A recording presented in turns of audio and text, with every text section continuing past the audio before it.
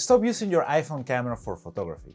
Wait, what? I know this sounds insane, but hear me out. I use my iPhone for every single shoot I do, so clients, street photography, and travel. But I almost never touch the camera. And in this video, I'm gonna show you how to optimize your iPhone usage to support your photography with different tools, because the best thing about your iPhone for photography isn't the camera necessarily.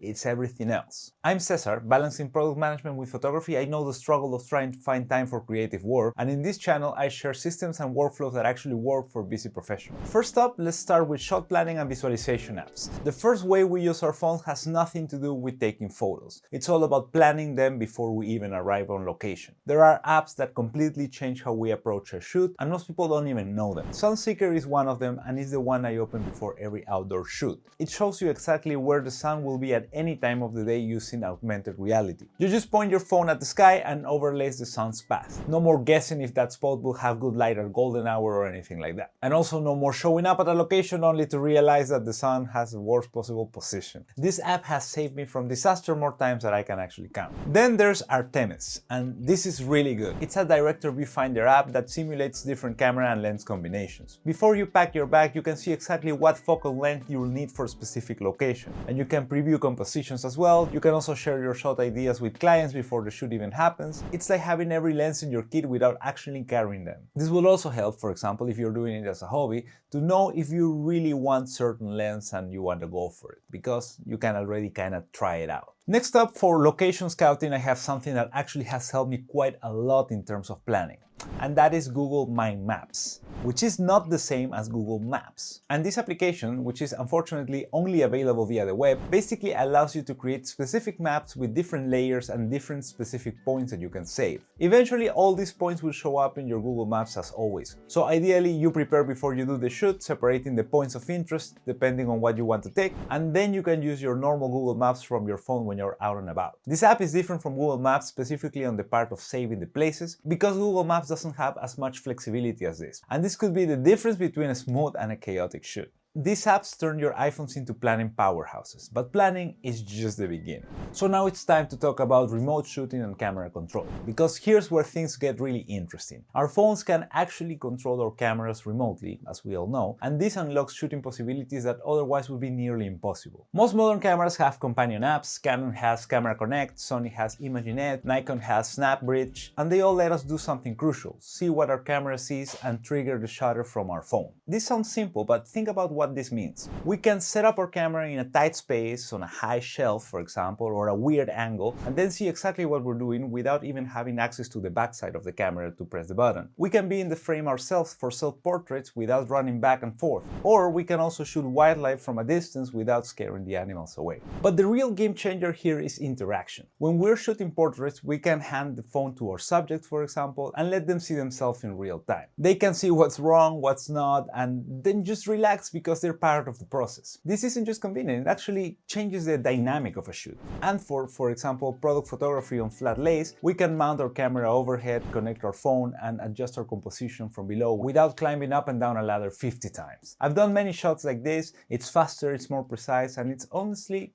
kind of fun. There's also apps like Cascade, which gives us even more control than the manufacturer apps, and we can adjust every setting: bracket exposures, do stacking, create time lapses, all from our phone. And it's like having a wireless tether without actual wires. With this, the iPhone becomes a remote control, a live view monitor, and a client communication tool all at once. And we haven't even gotten to the most practical use yet, so stay tuned for that. And by the way, I've talked about using remotes for our camera using the phone, but also actual remotes, in my video about 15 budget photography accessories that you need for your camera. So if you're interested, go have a look over here. And now it's time to point number 3, which is on-set problem-solving tools. On every shoot, problems come up, and that is expected. Light isn't right, for example, or colors are off, or something feels wrong, but we can figure out what it is. This is where our phones become actual problem-solving tools. Let's start with the first one, which is light meters, because this used to be a separate expensive device. Now there are apps like Lux for iOS that turn our iPhone into a surprisingly accurate light meter, and with this we can measure ambient light. We can also check if our exposure will work and make decisions before we even turn on your real camera. Is it perfect?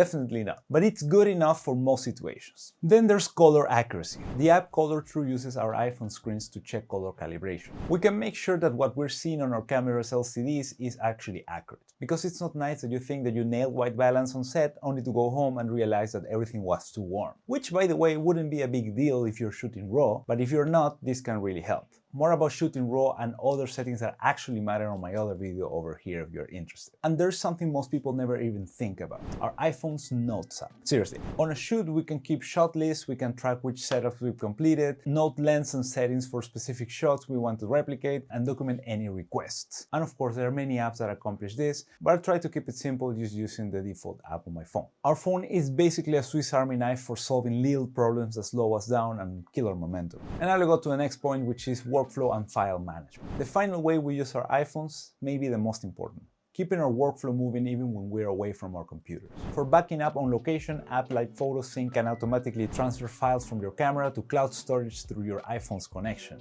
So we shoot, then the files wirelessly transfer to your iPhone, and our phone uploads everything to Dropbox or Google Drive, for example. With this, we now have an automatic backup system that requires 0 extra steps. And for client communication, we can use apps like Pixieset or Shootproof to share behind-the-scenes shots or quick edits while we're still on location. Clients actually love this. It builds excitement and confirms we kinda got the shot, and creates opportunities for immediate feedback if something needs to be adjusted. And of course, you can do quick mobile edits in Lightroom Mobile if there is something that needs to be changed immediately for social media, for example. It's not necessarily the final delivery, but it keeps the relationship strong with your client if you're doing a client shoot, and actually makes you feel like you're producing something, this is something personal for yourself. Our iPhone transformed from just a communication device into an actual workflow management system that helps you move forward. Now, I'm curious, what's one tool or app on your phone that actually helped you change the way you work? Drop it in the comments, because I'm always looking for new workflow upgrades. And if this video has changed how you think about your iPhone, hit that like button so more photographers can find this. I want to close this off by saying that the photographers that thrive aren't necessarily the ones with the most expensive gear, but the ones who actually use smarter systems. And your phone is actually one of the smartest tools you have available, so you just need to know how to actually use it in your advantage. If you're interested in more details on how to set up your photos on your phone to actually avoid going crazy, you can have a look at the video over here where I jump straight into that workflow. And if you want more videos on building efficient workflows for busy creatives, subscribe to this channel. I'll see you in the next one.